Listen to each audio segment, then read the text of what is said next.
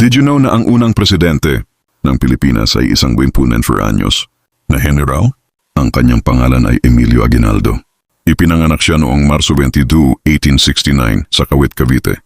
Sa murang edad, sumali siya sa revolusyon laban sa Espanya upang ipaglaban ang kalayaan ng Pilipinas. Noong Hunyo 12, 1898, si Aguinaldo ang nagdeklara ng kalayaan ng Pilipinas sa kanyang sariling bahay sa Kawit, Cavite. Dito, unang iwinagayway ang watawat ng Pilipinas at tinugtog ang ating pambansang awit.